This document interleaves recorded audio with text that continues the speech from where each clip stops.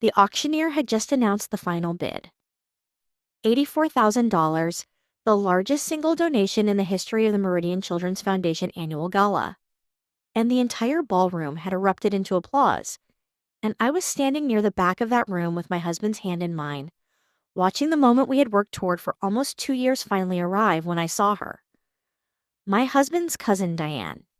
She was standing near the foundation's registration table, which had been set up specifically to process donations and pledges for the evening. And she was speaking, quietly, urgently, to the young volunteer manning the table, her hand resting on a clipboard I recognized immediately because I had personally designed the pledge tracking form on it 3 months earlier. I watched her take the clipboard. I watched her write something. I watched the young volunteer nod, uncertainly, and hand her an envelope. And I felt, in the specific, quiet way that you feel things when you've known someone for long enough to understand their patterns, even when what you're seeing doesn't yet make complete sense, that something was deeply, completely wrong. Before I tell you what was in that envelope and what the Foundation's board treasurer had been quietly documenting for the previous 6 weeks, tell me, where are you watching from right now? What time is it where you are? I read every single comment, and I mean that genuinely. And before we go further, this is a work of fiction, written for entertainment. The names, the people, and the events. None of it is real, and any resemblance to anyone living is entirely coincidental. My name is Vivian Morse. I'm 41 years old, and for 13 years I have been married to a man named Thomas. Thoughtful, principled, the kind of person who still sends handwritten thank you notes to vendors and contractors and anyone who does something genuinely well. Because, as he says, people remember being seen. Thomas and I have spent the last 11 years building something that I am, without qualification, the most proud of in my adult life. Not our financial success, not our home, not any of the visible markers of a life constructed carefully, but the Meridian Children's Foundation, a nonprofit we established after losing our first pregnancy at 22 weeks, to a fetal heart defect that the hospital's pediatric cardiac unit had caught too late because of equipment that was simply too outdated to identify it in time.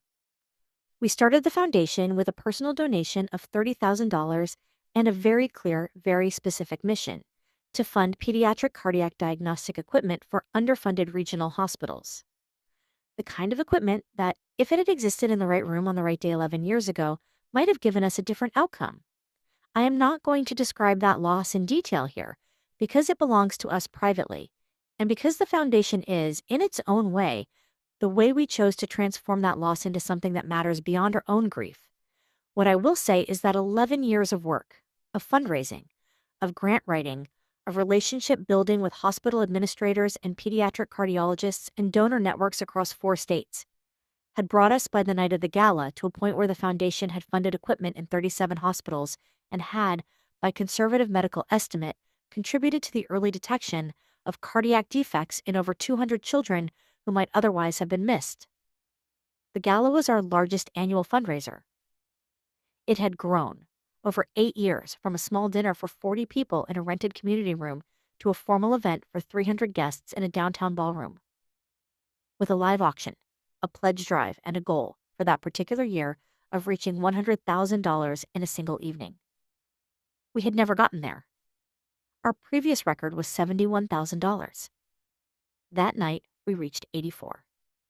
Or we almost did. Diane Morse, Thomas's cousin on his father's side, had come into our lives in a specific gradual way that I think, in hindsight, I should have examined more carefully than I did. She had grown up in a different city, maintained only a loose connection with Thomas's immediate family through most of their childhoods, and had reappeared in Thomas's life approximately 4 years ago after a divorce that left her, by her own description, starting over from scratch at 38. Thomas, characteristically, had welcomed her back without reservation. He found her a temporary apartment in our building when she first moved to the city. He introduced her to his professional network. He helped her find work. First, a short-term contract position at an event planning firm, then, eventually, a part-time role with the foundation itself, helping coordinate vendor logistics for the gala, a position she had held for the past 2 years. I want to be honest about Diane, because I think the honest version is more useful than the simplified one. She was not, in my experience of her, simply a bad person performing a convincing imitation of a good one. She was someone who had genuinely struggled, who had made some choices under financial pressure that had compounded over time into a situation she couldn't easily exit, and who had, apparently, at some point decided that the foundation, specifically, the foundation's single largest fundraising event with its cash donations and pledge envelopes and the particular logistical complexity of managing 300 guests and a live auction simultaneously, represented an opportunity she was in a better position than almost anyone else to exploit. That understanding came later. On the night of the gala, standing near the back of that ballroom, all I knew was that she had taken something from the registration table and that it had looked wrong in a way I couldn't yet fully articulate. I need to tell you about Margaret Chen before I tell you what happened next, because Margaret is the reason the story ends the way it does. Margaret Chen was the Meridian Foundation's board treasurer, a retired forensic accountant, 70 years old, small and precise, the kind of woman who notices numerical discrepancies the way other people notice mismatched socks. She had joined the board 6 years earlier, recruited by Thomas specifically because he wanted someone whose professional instincts were, as he put it, constitutionally incapable of letting numbers lie. What I didn't know, standing at the back of that ballroom watching Diane at the registration table, was that Margaret had, over the previous 6 weeks, noticed something in the foundation's donation processing records that had troubled her deeply. A pattern of small discrepancies. Pledge amounts recorded on the intake forms didn't precisely match the amounts appearing in the foundation's deposit records. Not large amounts individually. $50 here, $120 there. The kind of differences that, in a high-volume fundraising environment, can plausibly be attributed to data entry errors, to rounding, to the inherent chaos of processing dozens of donations simultaneously.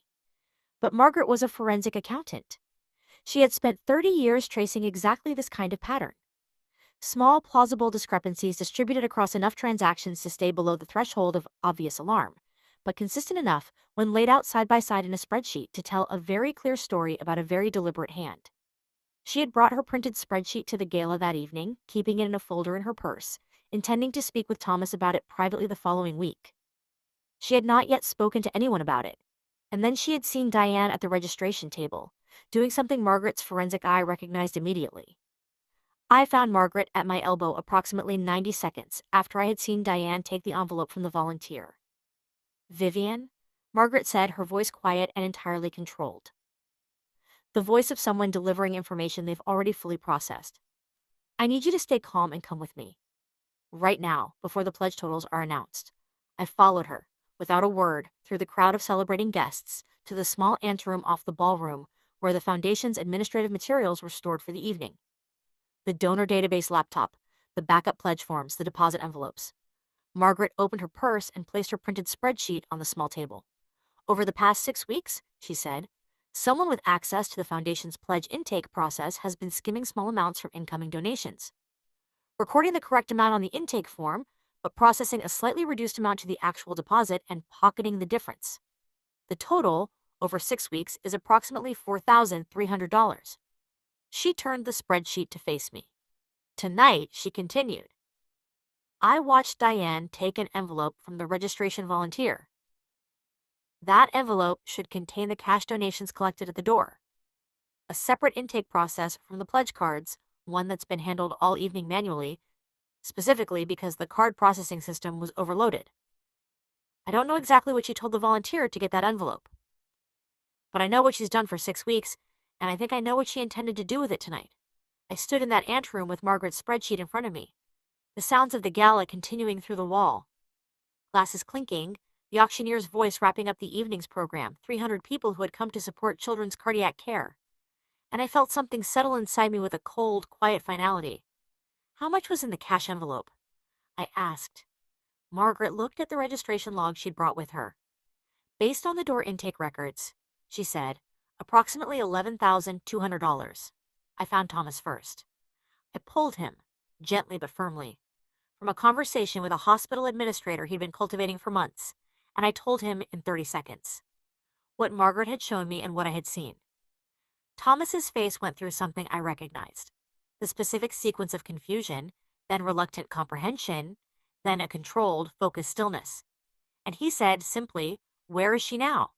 We found Diane near the coach room, her handbag over her shoulder, moving with the particular purposeful casualness of someone who intends to leave a venue without attracting attention.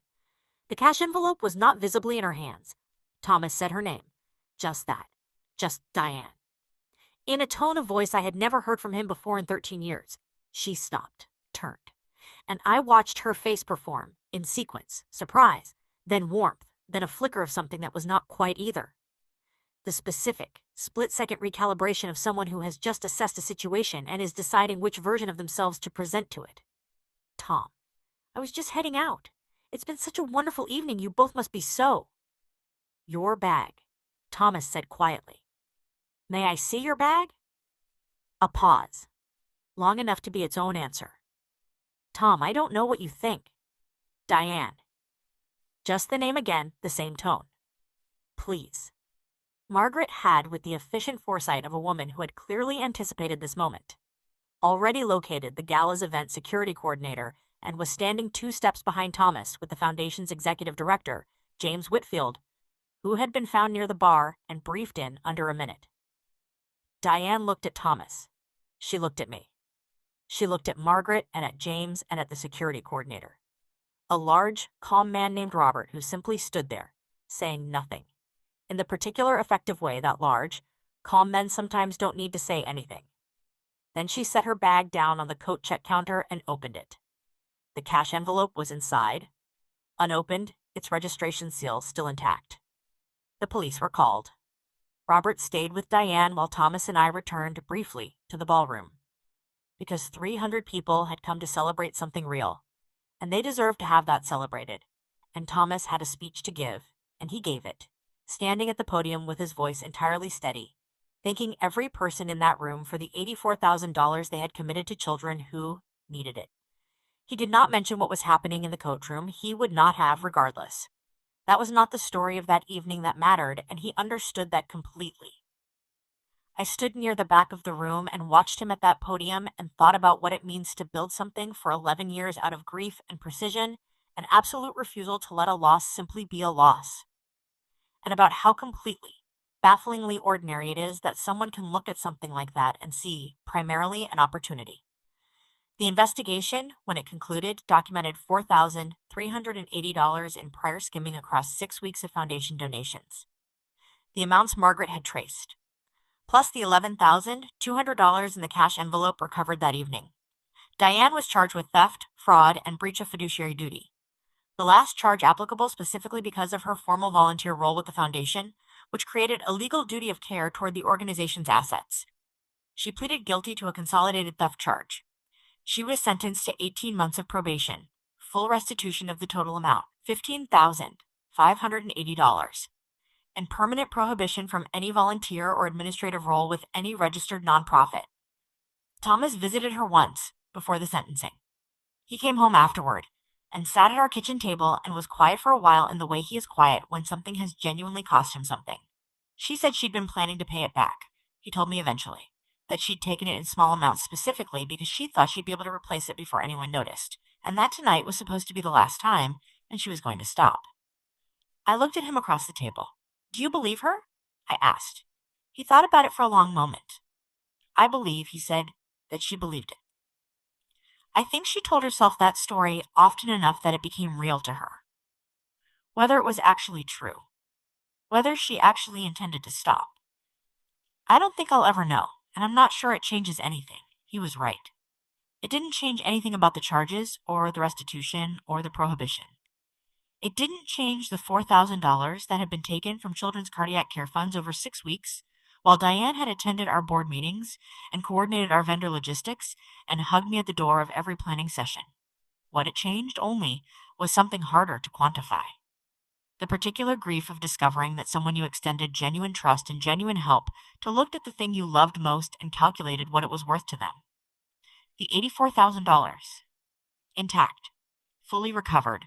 Fully deposited.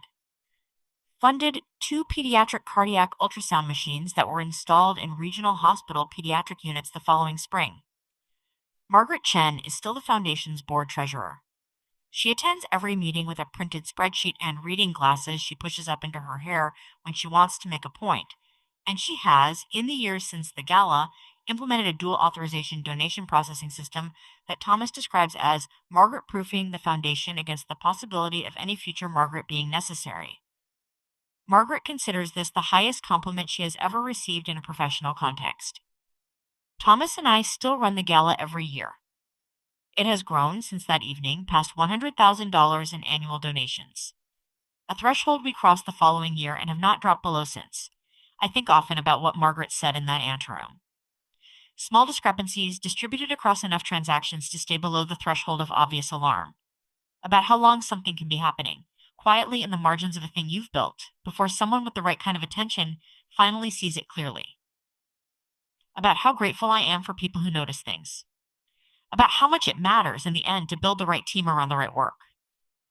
And about a ballroom full of 300 people who came out on a winter evening to fund cardiac equipment for children they will never meet, and who, through the work of a retired forensic accountant with a printed spreadsheet and the particular constitutionally incapable of letting numbers lie instincts of someone who has spent 30 years paying exactly the right kind of attention, got to keep every dollar they gave.